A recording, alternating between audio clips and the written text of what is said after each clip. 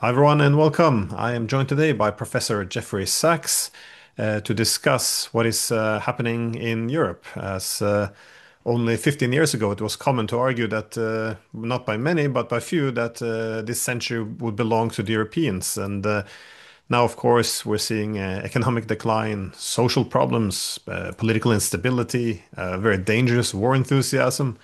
There's a complicity to genocide, fueling the Ukraine war in this moralistic hysteria, military Keynesianism, very terrifying language coming out of the governments. And as our common friend Yanis Varoufakis said, it's becoming the stupid continent. So it does seem as if a lot of this, but not everything, intensified with the Ukraine war. How do you see? How do you interpret this massive shift? Because the EU was supposed to be a peace project, and well, this doesn't feel like peace. It is a bit of a mystery, I have to say. And I've heard many, many theories. I've entertained many theories about why Europe is so underperforming. Uh, but I have to say, it is still, to some extent, inexplicable to me.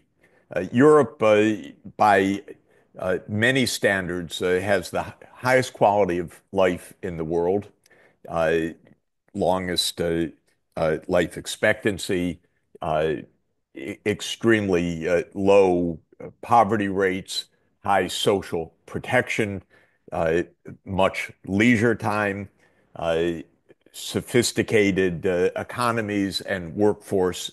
So, as you said, looking 25 years ago, it looked like Europe had the right model, and it had the capacity to not only continue with that model, but to share it with the rest of the world. I thought Europe would lead diplomatically in promoting the vision of quality of life and a good social basis, low inequalities, high living standards to other parts of the world. But today, Europe is dysfunctional. It's politically dysfunctional. It's organizationally dysfunctional. The economy is, as you said, sputtering because of the self-imposed costs that Europe has put on itself during this Ukraine war. Well, why is this? On the one side, I think it's right to argue the leadership across Europe is generally rather miserable. That's not my assessment. That's the assessment of the electorates. There's hardly a popular figure anywhere in Europe.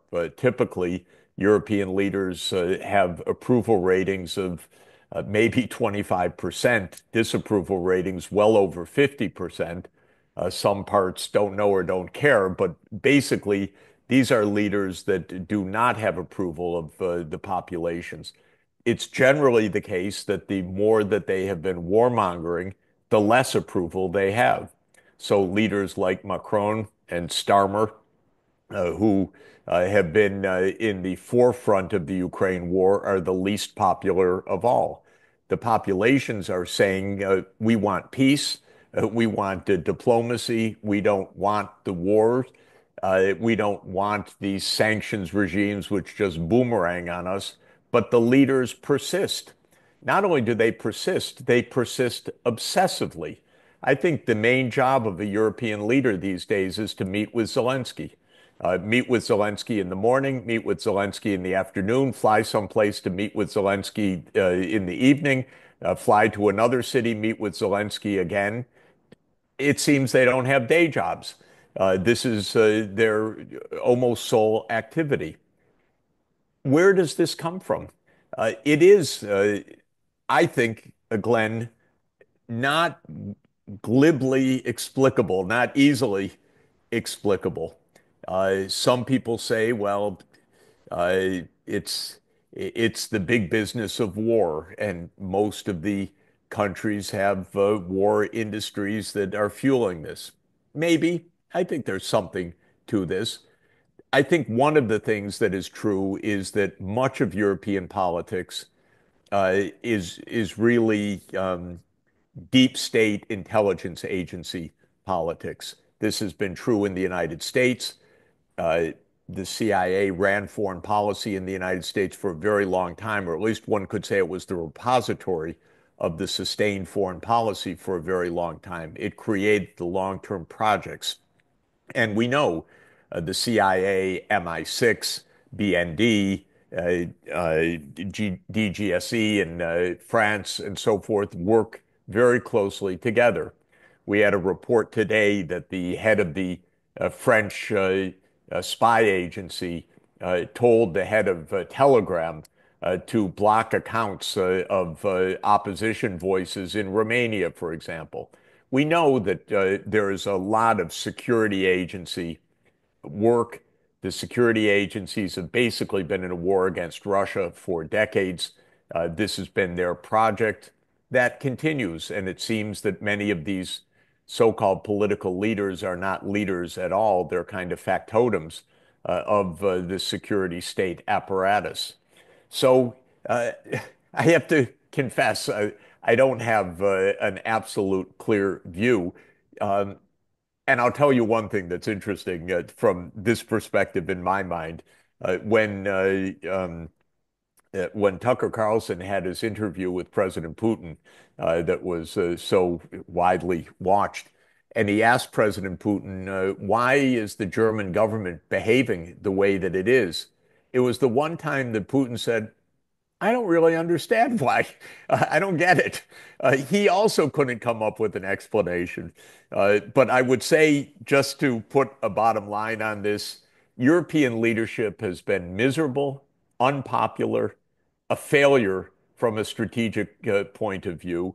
It continues to be so until today. Maybe I'll add one more point on this, which is that Europe is structurally hamstrung as well, clearly. The European project is a jerry-rigged operation where uh, Europe is essentially still 27 sovereign countries. Um, and to the extent that it is one union, it's a not very representative union. It doesn't have institutions that garner much confidence. It doesn't have leaders of the European Commission that command much respect or that deserve much respect from my point of view in most part. So all of this is to say Europe is lost right now. The warmongering is self-destructive and dangerous. It's obsessive. It's a failure. Exactly why is a little bit hard to say. Well, the discourse here is kind of strange because, again, I can understand why Putin doesn't understand the Germans. I live here in Europe and I don't understand them anymore either, any of the Europeans, that is, because we have this discourse with the Ukraine war where everyone's saying, well, look at the horrible things that are happening to Ukraine. This is not just, and we all want to help Ukraine. And of course, I'm 100% on board. This is gruesome what's happening. But then they take this concept of helping Ukraine and they fill it up with all this policies which are just leading Ukraine to destruction, and there's nothing you can do. And they keep they thereby reach these conclusions in which weapons are the path to peace, and diplomacy and negotiations are treasonous. It seems completely irrelevant that the majority of Ukrainian wants negotiations. If you bring it up, then they will tell you, well, that's Putin propaganda. So how do you counter that argument when they ask, well, why shouldn't Ukraine defend itself? Why shouldn't we support Ukraine? What do you how do you approach this? Because this is what it always comes down to, it appears. Well, it is very much the question, who's the real friend of Ukraine? Uh, 3 years ago, I and you and others said this war should stop at the negotiating table. It nearly did in the Istanbul process. There was just a few weeks after Russia's invasion of February 24th, 2022, which by itself was not the beginning of the war. The war had started 8 years earlier with the Western supported coup against the government of Viktor Yanukovych. But in any event, with the escalation that took place on February 24th, 2022, that brought Ukraine to the negotiating table. Uh, President Zelensky said, okay, I accept neutrality. That would have been the end of the war. A draft agreement was uh, negotiated. It was essentially close to completion, though there were issues to debate, but that's what negotiations settle. And we have the draft agreement of April 15th, 2022. We know now from many, many sources, and I also had at that point flown to Ankara to hear directly from the Turkish mediators what had happened. Ukraine walked away from the table at the behest of the United States and the UK, who told them, keep fighting. Now, at that moment, I said, this is terrible. What good can come out of that? I hosted a meeting with many analysts that concluded that there needed to be peace based on essentially the terms that had already been identified in the Istanbul process. We were called Putin apologists. We were called haters of Ukraine, enemies of Ukraine. It was exactly the opposite. It was to save Ukraine from further territorial losses, devastating destruction, and mass deaths. That's what it was for. And in fact, what has happened since April 2022, nothing has gone for Ukraine during this period. Ukraine has lost probably well over 1 million uh, people to deaths or severe injuries in this disastrous military situation. Obviously, the destruction has been profound. The losses to Ukrainian society of emigration, depopulation, and everything else have been profound.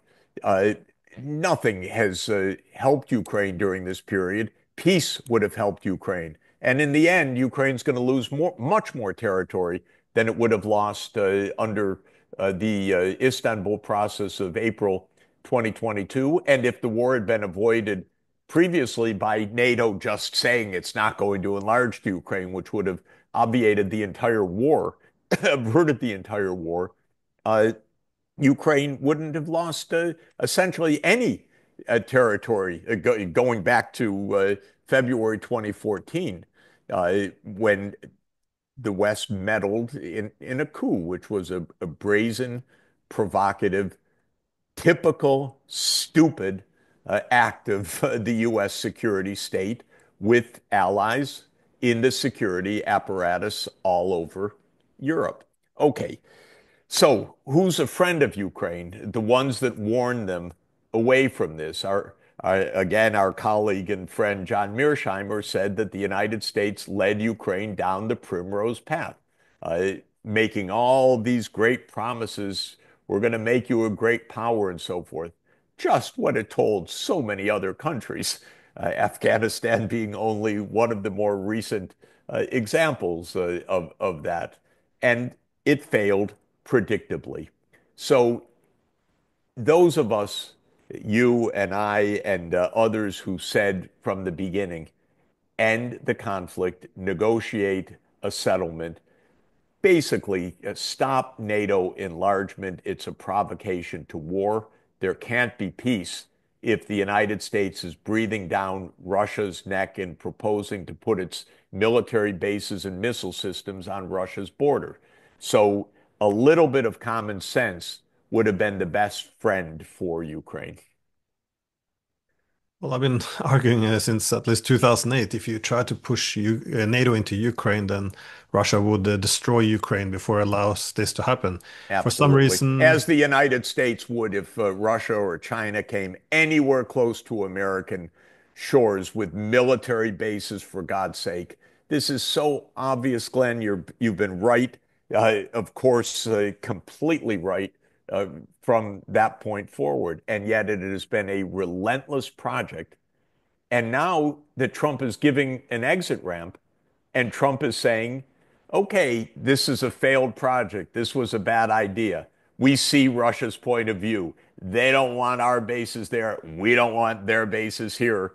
Trump is the first one saying straightforwardly that this project of the intelligence communities, this deep state security apparatus was stupid. Trump says it. What do the Europeans do?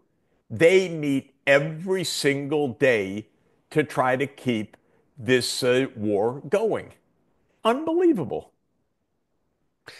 Yeah, there seems that the so-called diplomacy taking place now on the side of the Europeans only has the main objective of trying to pull America back into the war. But it does beg the wider question why they're willing to risk so much in this war against Russia. Because again, the NATO expansion, including to Ukraine, had the purpose of creating a hegemonic, collective hegemony in Europe. Now that this era of global primacy appears to be coming to an end, you see the US making new adjustments. They're now openly saying they will deprioritize Europe. They will have to pivot a bit away from Europe.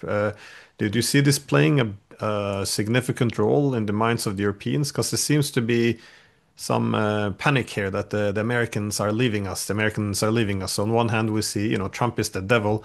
On the other hand, we must outsource our security to Trump as much as possible, so to strengthen the partnership, so the Americans won't leave us. But there's um, yeah, the whole thing, I guess, reeks of a Yes. strategic lack of clarity in thinking. But Well, yes, the main thing that both the US deep state and the European deep state rejected or forgot or blindly refuses to see is that there is an alternative to the NATO being in Ukraine or Russia dominating Ukraine. It's called neutrality. It's called a buffer state.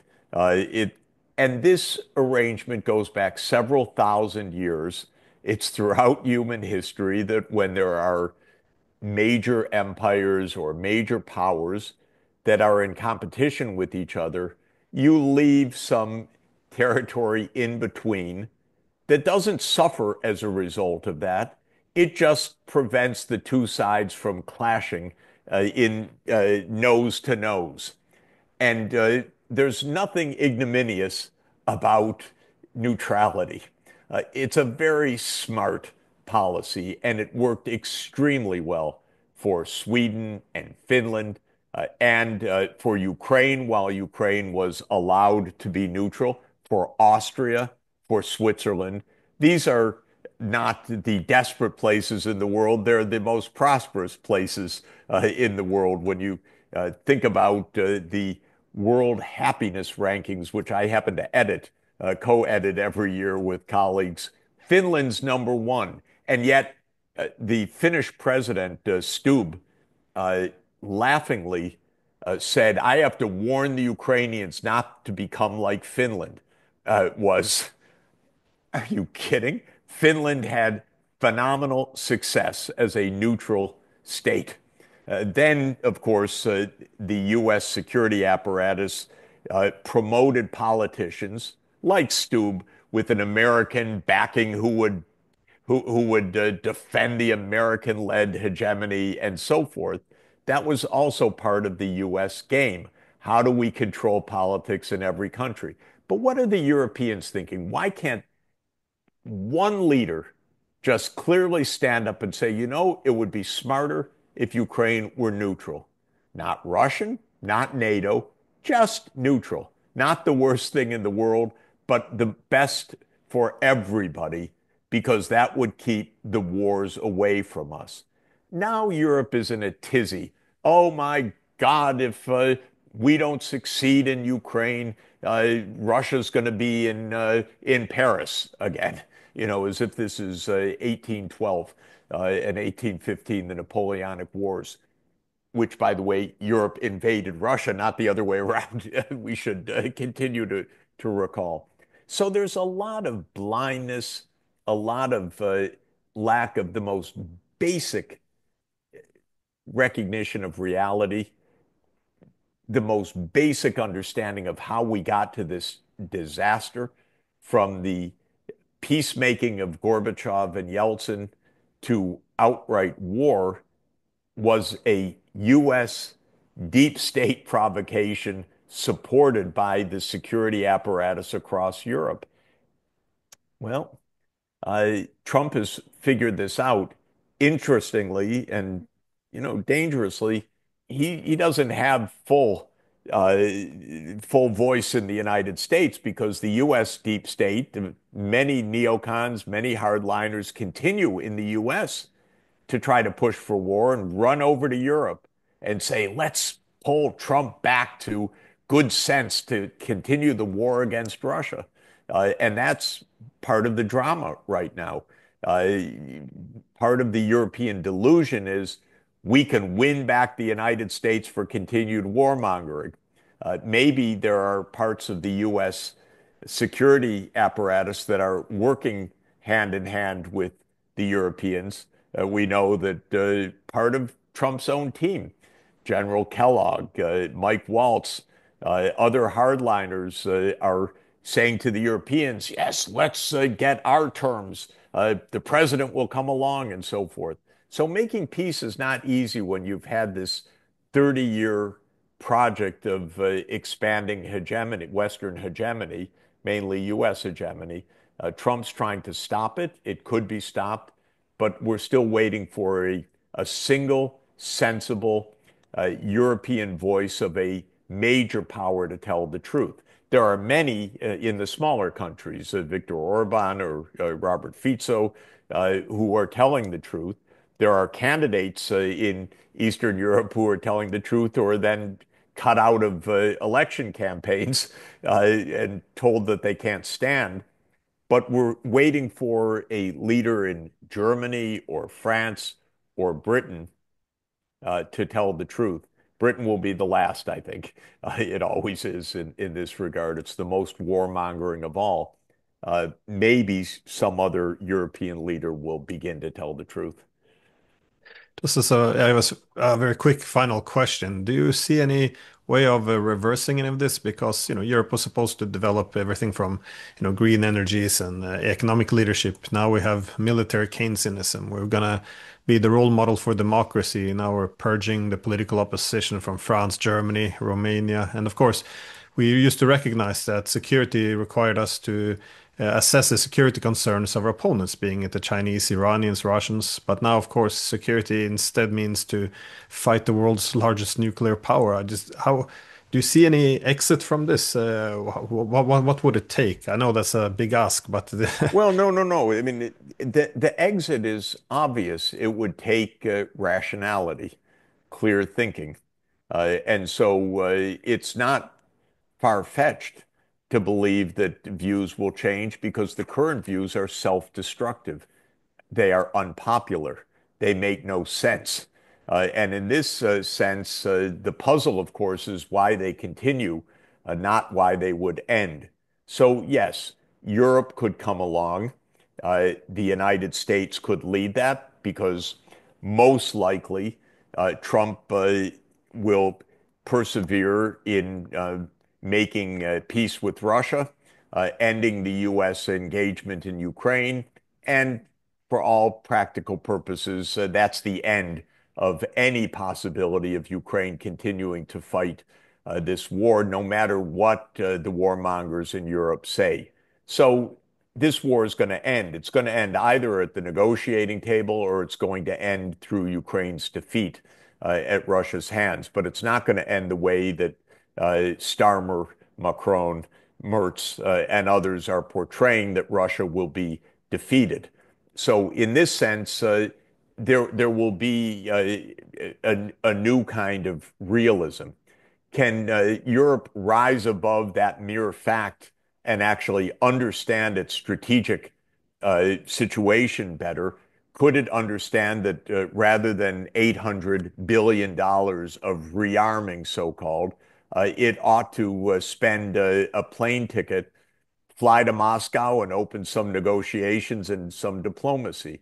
Or if it doesn't want to spend a plane ticket, invite Russian leaders to meet with them someplace else. In other words, diplomacy would be a lot cheaper, a lot more successful, a lot less painful than the course that the Europeans are set on right now. as far as I know, not one European leader of the major countries or the European Commission is in any kind of diplomacy with Russia. Now, occasionally they beg the United States, oh, please let us be at the table. It's not fair. We're not at the table. This is pathetic, to say the least. If Europe wants to negotiate with Russia, pick up a phone, dial a Zoom, fly to Moscow, invite Foreign Minister Lavrov to a meeting someplace. For heaven's sake, don't beg the United States. Open diplomacy. So, yes, it's of course possible for Europe to change. And if Europe gets off the warmongering, maybe it will reconsider its longer term strategic position as well. Because actually, strangely enough, I believe in an effective Europe, but more Europe if it's effective, if it represents the real interests of the European population. Because in an era of major powers of the US and Russia and China and India and so forth, Europe needs to be there, not as 27 quarrelsome, belligerent, warmongering states, but as Europe. That would be very good for Europe. But under the current situation, unfortunately, the Commission is neither effective nor representative, nor serving Europe's interests. So there needs to be more fundamental reform. But in the short term, there needs to be peace. Yes, as a European living here, it's devastating to see the way it's run. But well, Professor Agreed. Sachs, it's always a great pleasure. So thank you again for your time. See you again soon. Thanks.